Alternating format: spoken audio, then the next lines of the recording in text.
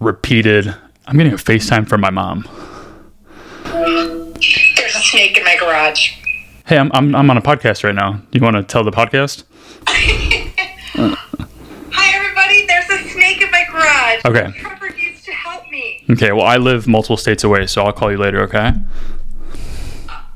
Anyways, back to scaling companies.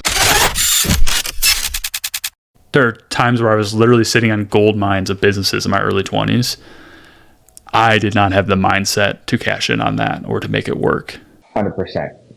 Yeah, I've worked with a lot of leaders that do have the mindset, and you see it in them. There's a certain characteristic about them, and then there's a lot of leaders that they're hitting that law of the lid.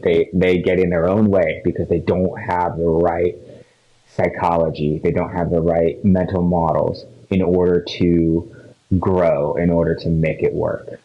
They just can't make that switch in their heads, and so their organization stifles as a result. They hold people back and themselves, and they hold their teams back as a result. You know, if I think about a scaling mindset, like what, you know, so you've talked about tactics, right? And you've talked about indicators that you're ready to scale and things that different things that change at the size of a team. But in your life as a leader, if you're going to take on kind of a scaling mindset, this is all about having a growth mindset, right? It's all about having the beliefs and the intentions that you're going to fundamentally change what you're doing. That the way you did business or the way that you led yesterday was good to get you there, but it might not take you to the next place. And that you're going to have to adopt new practices, new changes. And there's going to be some things that are exciting about that. And then there's going to be some things that you're going to struggle to let go of. And you might even mourn or resent that you have to let go of it as a result. But you've got to be able to, on the whole, adopt a proactive, optimistic approach to everything that you're doing. Enjoy the process along the way. Journey before destination, right? Always. But don't hold on to anything too tightly, because you might have that thing that you loved about your business when it was 500,000, you might have to let go to get to 5 million. Did you experience that? Yeah, I think I resisted it very hard though, and that really hit home for me, because I don't know if this is anybody else's experience, but I put up so much resistance to it. And part of it, I don't think a lot of it was intentional. I think it was more so a lack of awareness. Like, I didn't know what I didn't know. So I didn't know what to work on. I didn't know what to invest in from that mindset standpoint. Because I didn't have, a Rob coaching me at the time saying like, hey, Trevor, you need this scaling mindset. To me, it was just like, I always felt like I was like one or two tactics away from everything working, which there's just no way that was true. If we had a time machine, you can go back and, take 24-year-old Trevor and just shake him around a little bit.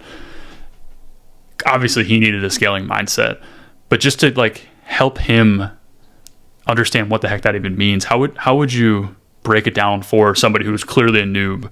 Like, what is a scaling mindset? Like, what's a simple way to explain that to somebody like a younger me? So, something that's common in large organizations, when you take on, at a certain level of leadership, when you take on a new role, like typically we're thinking executives moving into an executive role and moving into a different executive role, we often offer what's called transition coaching. And it is starting from that place of recognition of what got you here won't take you there. And you're going to have to probably learn how to think a little bit different in this.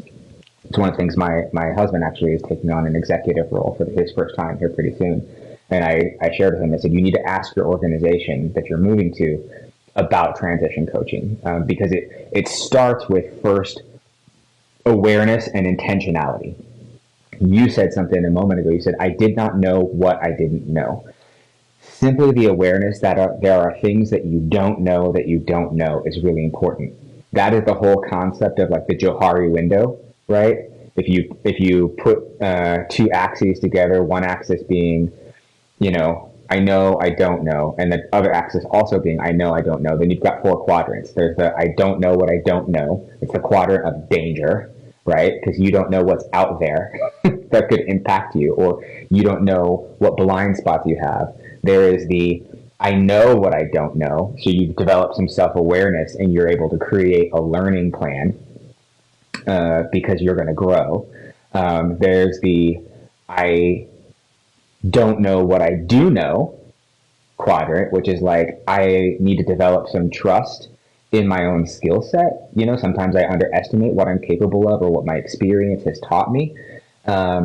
And so doing some self-reflection, doing kind of what I call a reverse gap analysis, where you look at where you are and you look at where you started and what are all the skill sets and the experiences that you've developed along the way. What are the strengths that you leaned into and developed as a result of those processes, and kind of taking an appreciative inquiry stance as to what do I want to carry of those strengths forward into this moment that might help you, even if I have to apply them differently, might help me be successful moving forward. And then there's the I know what I know. These are the things I'm confident in. That piece, the Johari window, the I don't know what I don't know, is your most dangerous space. But the more you focus on developing self-awareness, the more you do those reverse gap analysis, the more you get people around you who can give you good feedback, maybe get a coach, maybe get a mentor, maybe a therapist. I was in a leadership institute a few weeks ago, and this person got up. He was presenting his change project to us faculty, and I mean, he was just blind spot after blind spot in terms of his mindset. He had a sort of a cynical mindset towards the people who were his key stakeholders. And one of my co-faculty, who just happened to be sitting next to me, was like, yo, I'm just going to stop you right there, and I'm going to tell you that you would benefit from two things. First, a therapist, and secondly, a coach. and I was like, oh, okay, we're getting real right there. Wow. So he had so much, he did not know what he did not know, and you knew for a fact it was getting in his way. You could tell it, you could feel it. It was awkward in that. So focusing on that self-awareness. So number one, I think you got to develop a growth mindset. You got to know that there are things that you need to learn, and you got to take a curious stance and say, let me go learn those, right? Let me continue to try to figure out what's out there that I don't know that I might want to learn. You've got to be able to embrace challenges. You are going to face adversity. And a lot of people see adversity as a negative thing. They see resistance if they're trying to drive change as a negative thing. Adversity is your opportunity to grow. Without adversity, you don't advance. You know this. You tell people all the time. You design whole programs for people to undergo adversity in the gym so that they get stronger, so that they get healthier, so that they... That was a switch we see on sales teams when if you have somebody that's struggling, that's almost always a switch you see where they go from this mentality of I don't want to mess up, I'm afraid of that next no, to eventually there's probably a couple steps between this, but they get to a point where they're actively looking for somebody to tell them no, and they're trying to figure out how many times in a day they can fail. That's to me the epitome of a growth mindset. Because that's important information. When I'm driving a change project at work, I often will figure out who are my resistors going to be, and I'll go talk to them, and I'll let them actively resist me. And the reason is because their resistance is telling me really important information that can make my project more successful if I pay attention to it. What are the reasons why they're resisting? Is it a knowledge thing? Is it an ability thing? Is it a motivational thing? And how can I solve for that? So a lot of times I will go to somebody who I know is going to be my key resistor, and I'll say, yo, I've got this idea, but I don't know what I don't know around this. So I need you to punch holes in this idea. Tell me all of the reasons why this won't work. And so I'll let them shoot me down for several minutes. Well, this is why, and this is why, and this is why. And I'm so glad you asked because I'm so brilliant. I can tell you all the reasons why you're stupid and your idea won't work, right? And I'm like, That is fantastic information. Thank you so much. Now, how do I solve for those?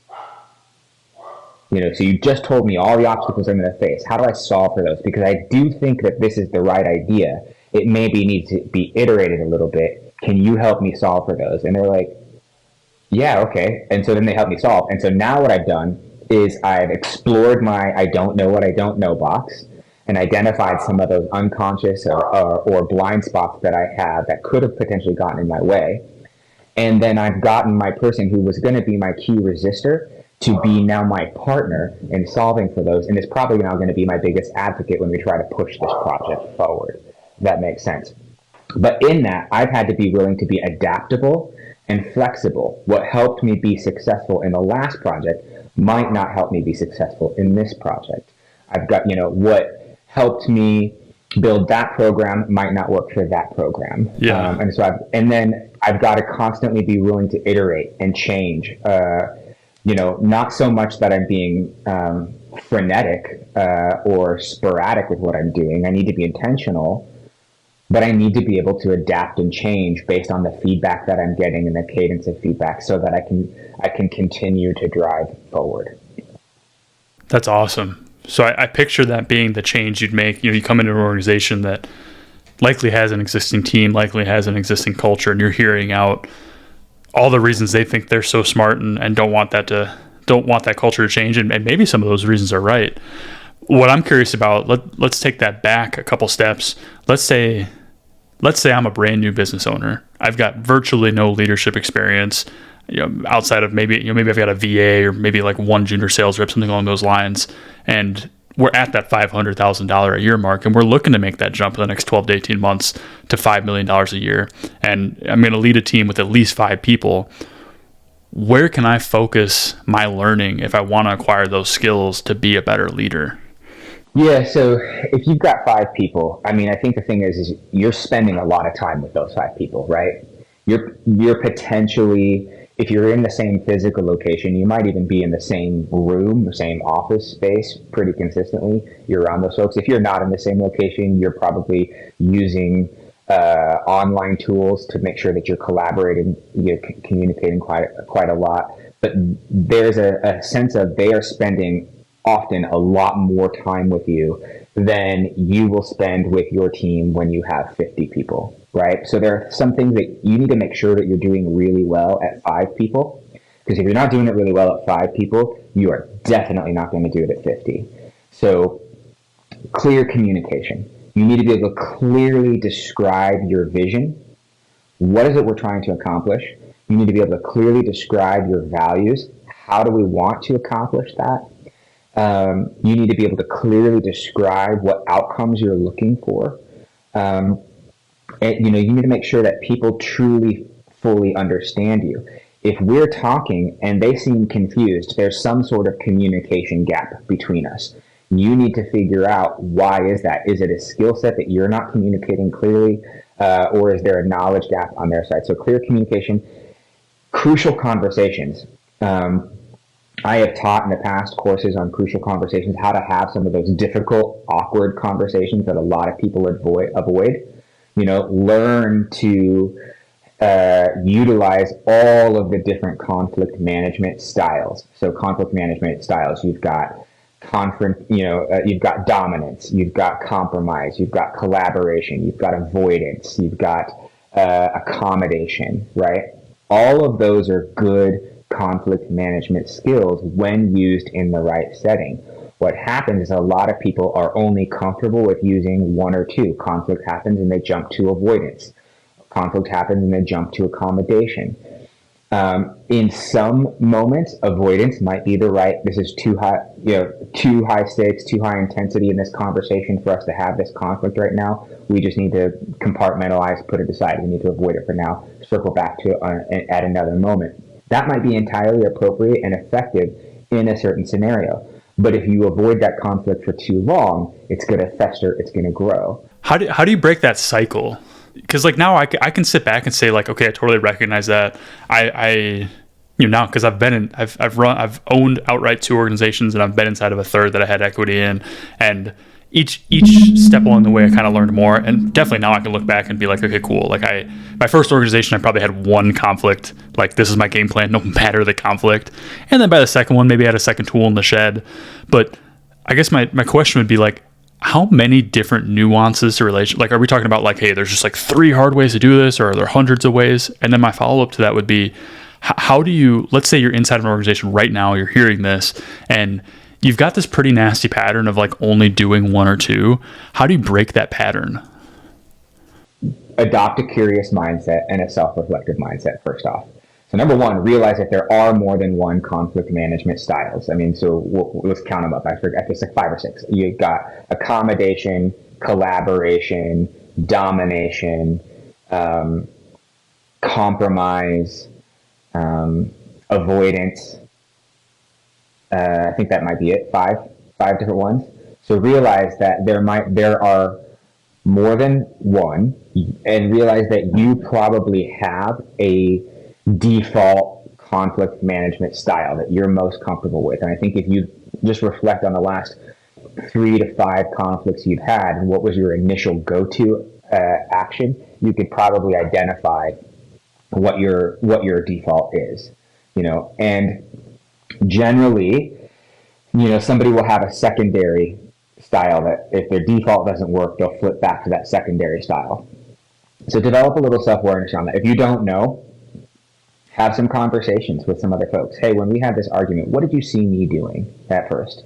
Have some of those conversations. The other thing that you can do, there's some really practical assessments that you can take online. Many of them are a paid assessment, but they're not incredibly expensive. And you can say, what's my conflict management style default? And you can take a quiz. Obviously, you have to be as honest and as self-reflective as you can in the quiz for it to be of any value to you. And it can help you identify those.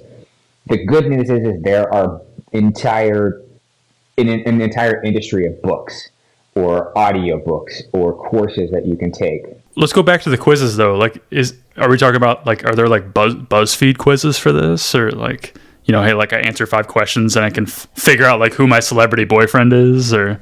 Yeah, I mean, I'm sure if you just Googled like conflict management styles, assessment, there are definitely probably some pop culture assessments you can find online for free. Maybe it's BuzzFeed, maybe it's whatever, but there are also some like, like statistically validated conflict management styles. I'm blanking on the guy who I've used them in some of the research that I've done. I'm blanking on the guy who came up with it, but there's scales that you can use. No, I want one that pumps out, and it's like, you are Simon Cowell in conflict resolution. Like I wanted to like to speak to me like a second grader. You are Gordon Ramsay. Yeah.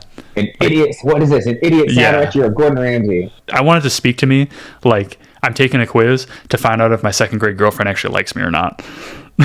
I mean, we could probably make one. That'd be pretty fun. Like, give the celebrity that's most, Mr. Rogers. You're Mr. Rogers. You're just the one who's like collaboration, cooperation, that kind of stuff. Like, let's work this together, neighbor. Or you're Gordon Ramsay. That's your dominator.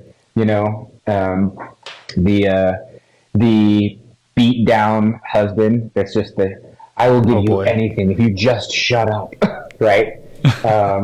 There's all, we could probably come up with some. Yeah, like you are the chair in the hotel room. You are the cuck of leadership. Oh my God. Yes. So, I mean, 1, develop some self-awareness. What are my go-to styles and how is that showing up? And then 2, learn about the other styles and intentionally practice being able to step back and say, what is my goal in this situation? In any given interactive situation, you can only really have 3 potential goals. There's either a self-respect goal, right? I want to attend to my own values and I want to come out of this interaction feeling like a sense of self-respect, that I behaved according to my values, that I upheld my boundaries, that I stood up for myself in some kind of way, or I advocated for my needs in this moment. Self-respect goal. There can be a relational goal. How do I want you, Trevor, to feel about our relationship? Do I want us to be closer at the end of this interaction? Do I want to put boundaries and some distance between us by the end of the interaction? Am I trying to initiate a relationship with you and gain buy-in on some level? Am I trying to resolve or terminate a portion of our or all of our relationship? So self-respect goal, relational goal, and then the last one is just a functional goal. I need a service or an action out of you. I need to convince you to do something for me. So you've got self-respect goal, you've got a relational goal, or you've got a functional goal. In any interaction, you can always behave towards at least one of those goals. Sometimes, and with some skills, you can behave towards two of those goals at the same time. It is rare the situation in which you can behave towards all three of those goals at the same time. You've generally got to pick one or two, right? This is the old, like, in the Disney Imagineering office, they talk about projects, and there are three words: fast, cheap, and quality. And Mickey is standing there with his arms, and Mickey can point at two things. This project can either be done fast and cheaply, but the quality is going to suck, or it can be done fast and with quality, but it's going to be expensive, or it can be done cheaply and with quality, but it's not going to happen quickly, right? You got to pick, right? So in an interaction, you got to pick self-respect goal, relational goal, functional goal. Step back in that conflict and say, what is my goal? Is it attending to my values, my self-respect? Is it attending to the relationship, or is it a functional goal?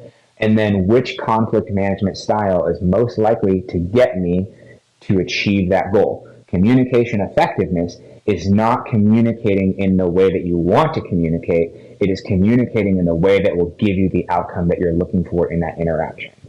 That's good. Does that make sense? Yeah, that's good. You know, let's say I have decided to apply for a new job and I need a reference, and you're my boss.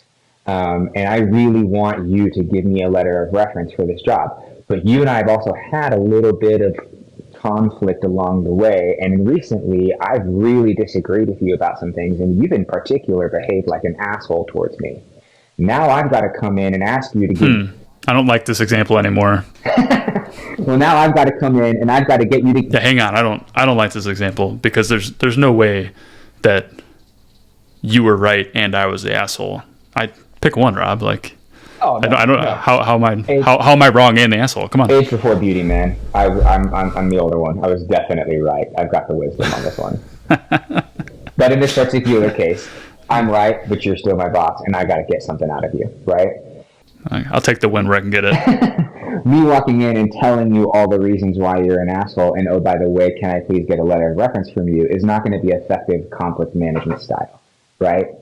I'm probably going to need to do a little bit of accommodating here, attending to some of your needs, attending to our relationship, regardless of the broader situation, in order to get from you what I need for this thing. So effective communication means remembering no matter how much you might trigger a negative emotion in me in that interaction, I'm focused on getting that letter of reference. And if I get the letter of reference, regardless of how you behaved, I was an effective communicator in that conflict. Does that make sense?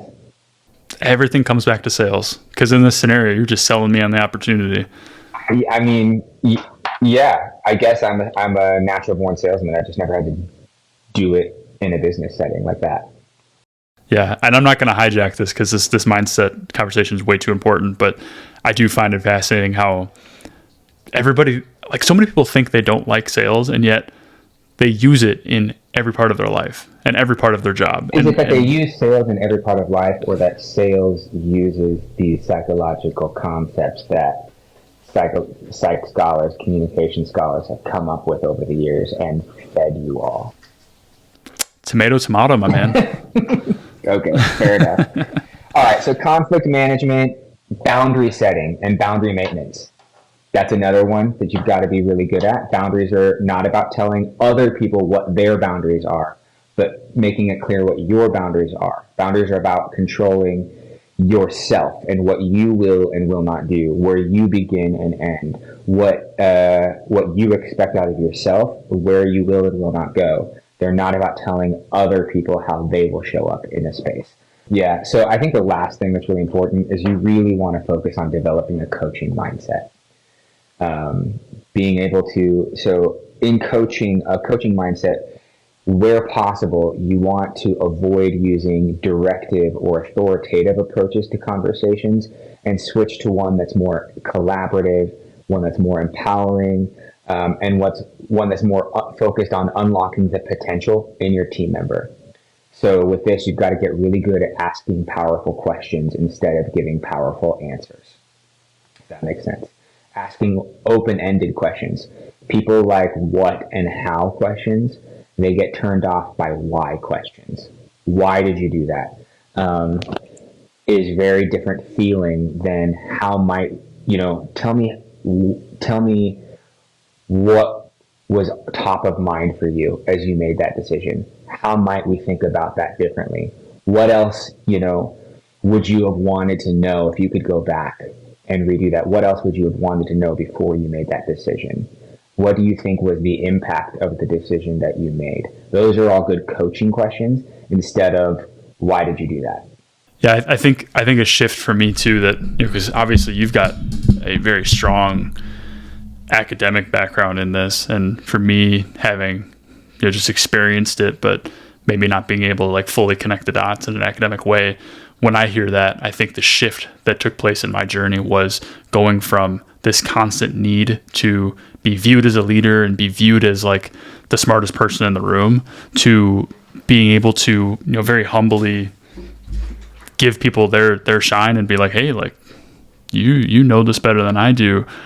How can I support you so that you can keep winning, so that you can keep looking good? And a lot of times it's, even if not in a disingenuous way, but like there were times where, do I think this person knows more about this than I do? No, but I'm very happy to fall on my sword and give them that win, because that is what's going to serve our organization better than me sitting here and flexing that I'm smarter than them on this. It just won't help us. Yeah, but the mark of a good leader is the people that they're able to draw around them, right?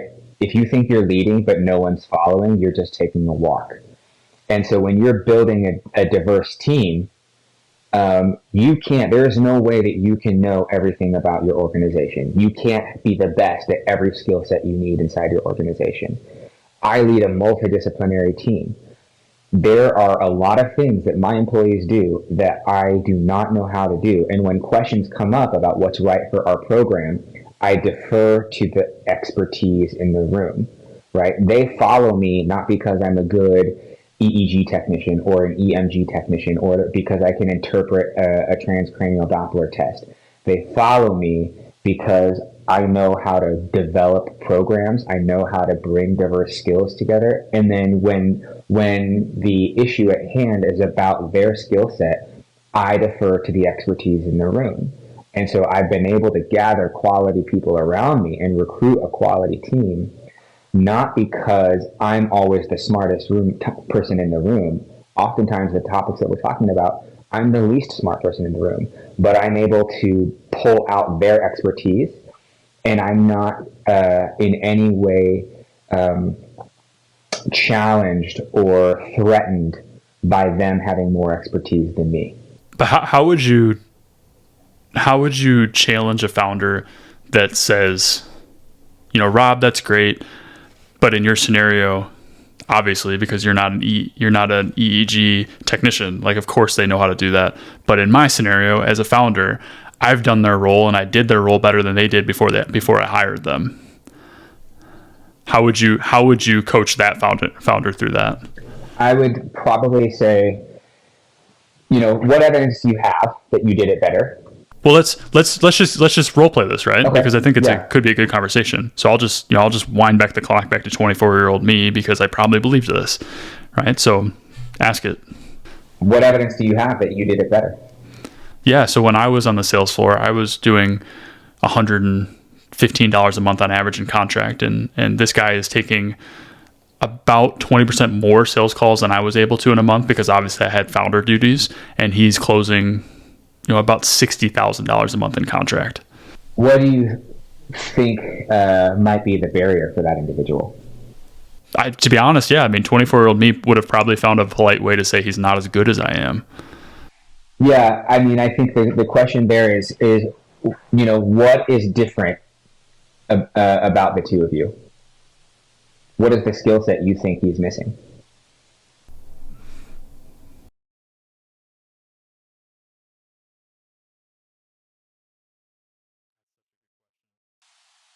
And the thing there is I would probably wait for the pregnant pause, and then I would say, ask something of, have you taken time to explore that with this individual?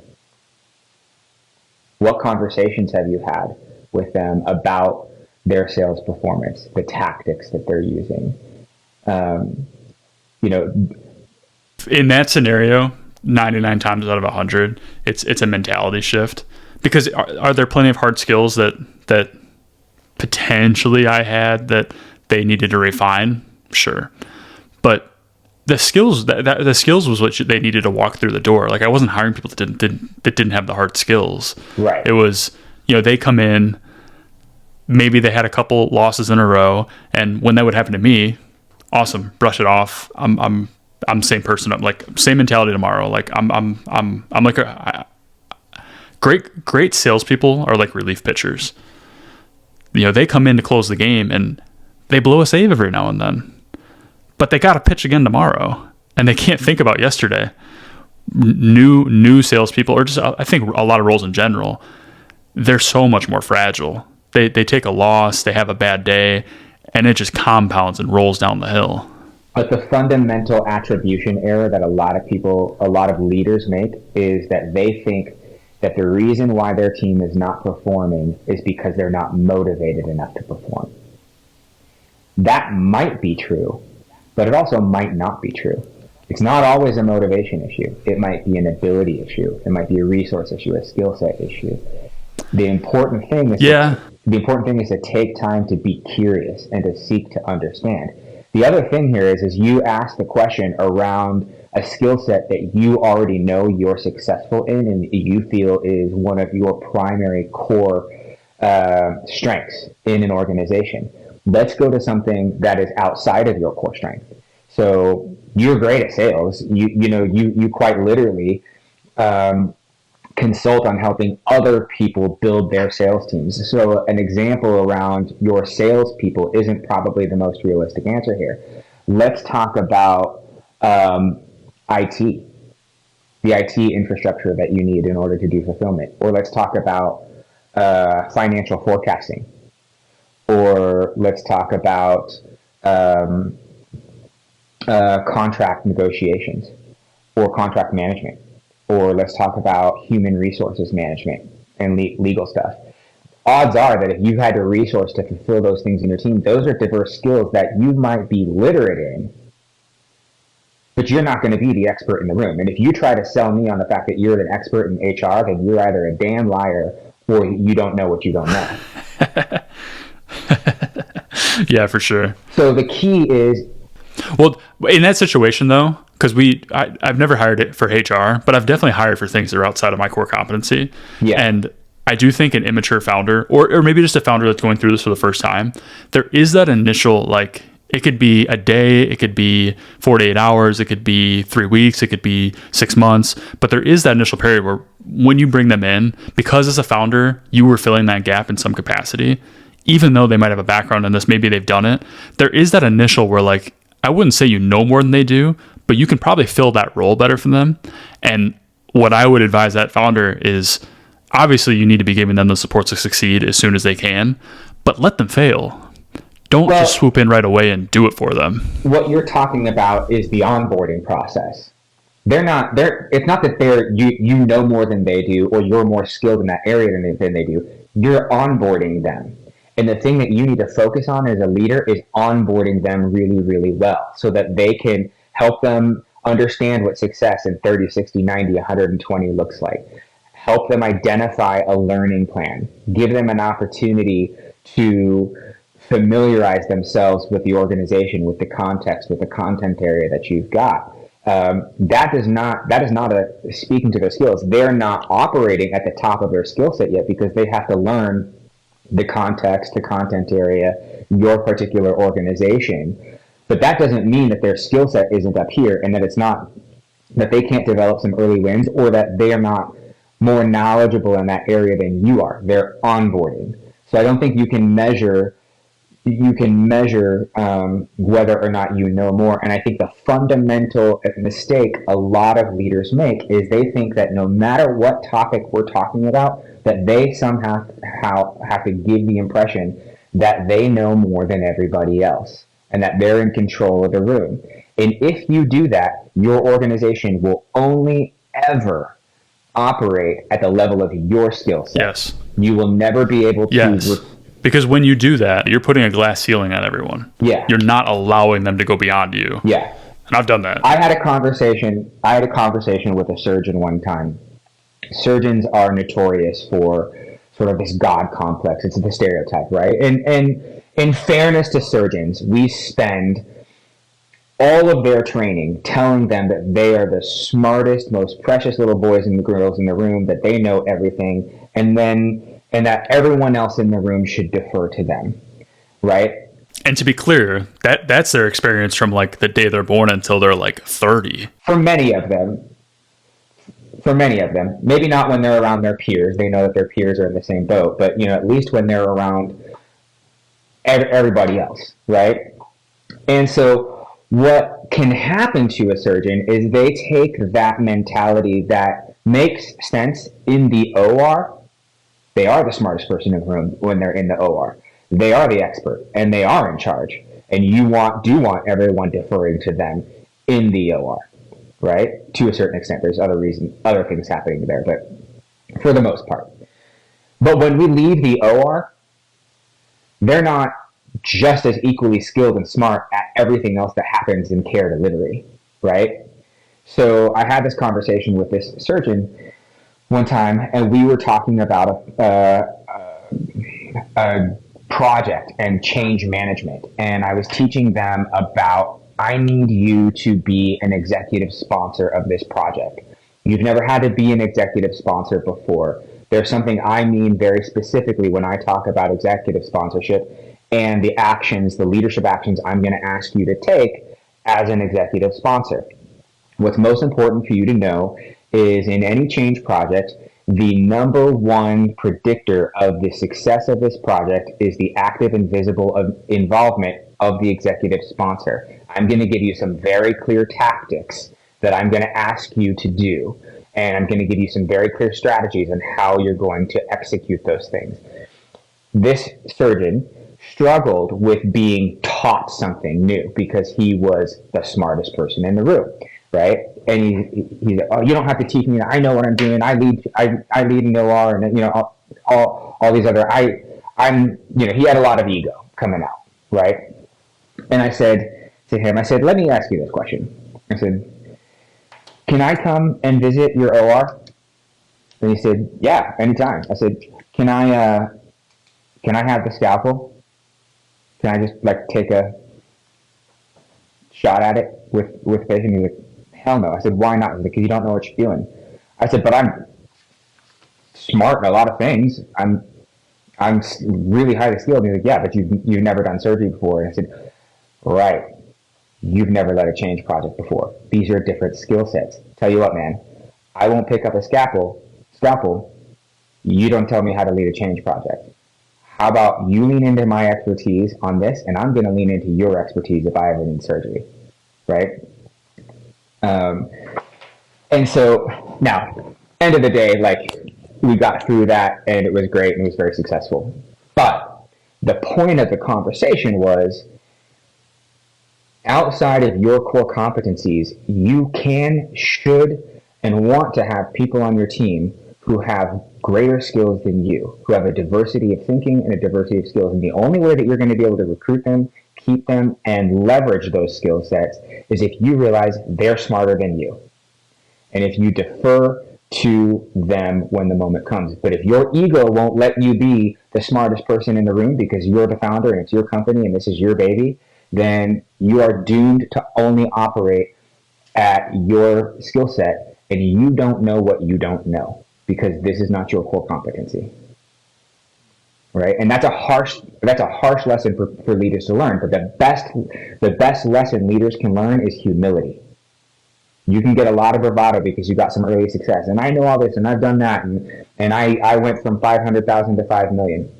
The best lesson you can learn, though, as you begin to scale that up, is to stay humble and realize to continue scaling up, to continue multiplying yourself, you've got to lean into a diverse team, and you've got to be able to empower them. You've got to be able to defer to their expertise in the moment. And then you've got to be able to trust that the mark of you as a good leader, as a good CEO, good president, good founder, is not that you're smarter than everybody else, but that you've been able to gather a fantastic team that is all on board with you and your mission. And they are willing to leverage their skill sets to help you and help you all together win and achieve. You've got to get out of the way. When you're scaling up, you've got to figure out how to empower your team and then get out of their way. Give them guidance, give them the rules of the road, and then get out of their way. I keep saying the number one, but dirty delegation will for sure sabotage your team. Dirty delegation is when I say, Trevor, I've got a task for you. And then I micromanage you through the entire task. I tell you not only what outcome I'm looking for you to achieve, but exactly how I want you to achieve it, despite whether or not you might be more skilled in that area than me. Or dirty delegations when I say I'm empowering you to do this, but then I check up on you all the time. Or I say, just kidding, instead of that, I want this outcome. Or I told you I want that on Friday, but I really need it on Wednesday. And so I don't set clear expectations. Dirty delegation, so many founders are guilty of dirty delegation because they can't let go and because they can't overcome the fear of not being the most skilled, the smartest person in the room.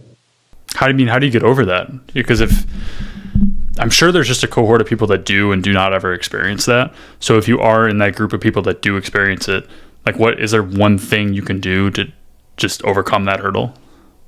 I'm going to repeat my co-faculty member. You would really benefit from coaching and therapy. Not you specifically. But doing the work. I think doing the work. I think it's and this is probably more a conversation for another way, but practicing mindfulness, cultivating self-awareness.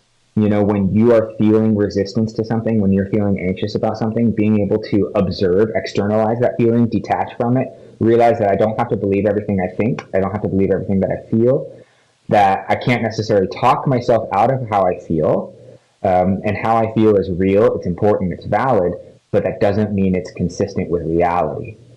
And so I need to be able to take it out, explore it, be curious about it, detach from it, but then determine, again, what is going to be the effective thing here, not the thing I'm most inclined to do. And that ability to do that as a leader requires the ability for you to be able to pause, step back, and reflect, then re-engage with more self-awareness. So mindfulness, I think, is probably the number one skill that really anybody, but leaders especially, could develop. The thing that I see a lot of people make is they just don't pause. There's who is it? Was it Viktor Frankl or one of those great psychologists who said, between stimulus and response, there is a gap. And in that gap is your potential for growth. I'm butchering it, but that's the essence of it. In that gap is your space to pause, to reflect, to consider your action, and then to grow. The more you can pry stimulus and response apart through mindfulness and recognize there's a gap, I don't have to react. Yeah. My boss tells her team all the time, slow the conversation down. In healthcare especially, the conversations are so rapid fire, everything feels like an emergency. And some things legitimately are an emergency, but not everything is. In fact, the majority of things are not. And so, when we're getting worked up, she'll say, slow the conversation down. Don't respond to that email until tomorrow. Push that conversation off until later this afternoon. Pause. Be curious. Reflect. Seek to understand. Evaluate. Think about other perspectives. What else are you missing here? How might you think about that differently? And then respond in that sense. Developing that mindfulness is massive. Yeah. We've gone over so many different skills for scaling an organization. Obviously, mine are so many more like tactical and hard skills, and yours are definitely softer skills and more mindset related skills. Something that if I were to listen back to this and read between the lines, I would assume there's a lot of intentional language around how, as we scale these organizations, we're building culture. I'm really curious what you think of is an appropriate amount of time for a founder to spend on culture. Like how much intentional time? Because clearly everything you're doing should be pushing towards your mission, vision, and values. I'm not talking about like what percentage of your time are you acting within your cultural framework. That should probably be 100. But how much of your time, maybe from a percentage of it, are you actually sitting down and intentionally crafting your culture as you're scaling at each level? So, I mean, the thing that you've said in your question is probably the most important, is that crafting culture is not about doing a separate task. I mean, there's a little bit of where you want to sit down and you want to design with intentionality and explication of your culture. These are the values that we want to live by. This is our mission, our vision, our values, all that kind of stuff. There is that, maybe writing out some descriptions of this is how I want it to feel to work here. This is how I want my customers to feel when they engage with us. Just being able to make that conscious and say it out loud is really important. Once you've done that, though, the rest isn't about, okay, I'm going to spend the morning working on culture and I'm going to spend the afternoon working on financial analysis. Or I'm going to spend an hour working on doing a culture meeting and then we're going to do an hour working on the sales. It's how are we going to bring those mission, vision, culture to the sales meeting, to the finance meeting? It's good. A posture that you bring to every single thing that you do. And so it helps, I think, to develop some rituals in the ways in which you work, to ground you back into the cultural mindset that you want to have before you engage those tactical conversations. Yeah, what are some of the mechanisms you're using to make sure that's intentional? I mean, I think I shared this last week. We start a lot of our meetings with a patient story. Yeah. Right? To remind us.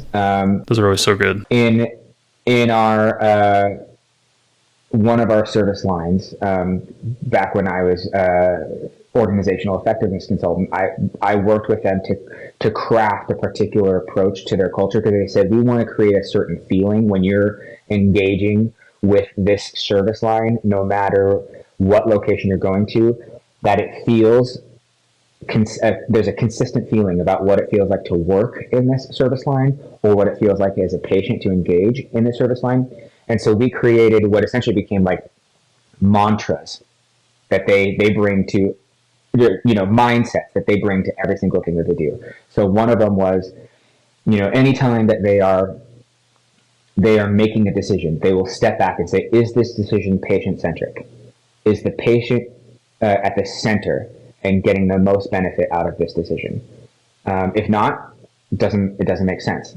How do you protect those mantras, though, from becoming something that people just do for something that people actually internalize?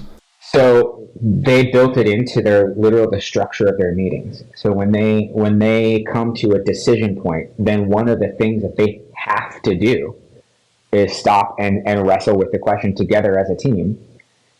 We've decided to do this. We've decided to build this process, to buy this equipment, to create this strategic partnership.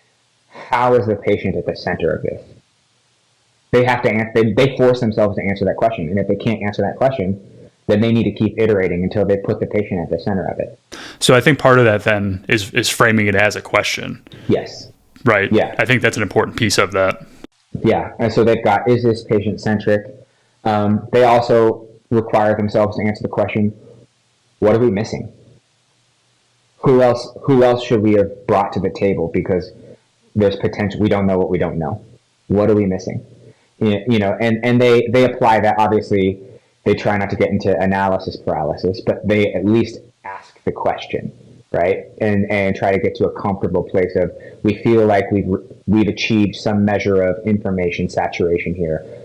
It's not worth it to go on and continue information seeking. But they do ask the question: is there anything imperative that we're missing, or any person or any voice that we're missing in this conversation? That's good. The other thing is they remind themselves this is sacred space, which is sort of managing on-stage and off-stage presence.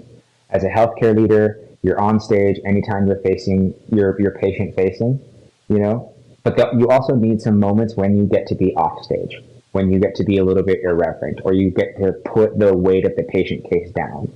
And so by reminding themselves that this is sacred space, that also means that there are some spaces that they're in that are not sacred, right? And that they get to have a little bit different presence as a result. They get to let their hair down.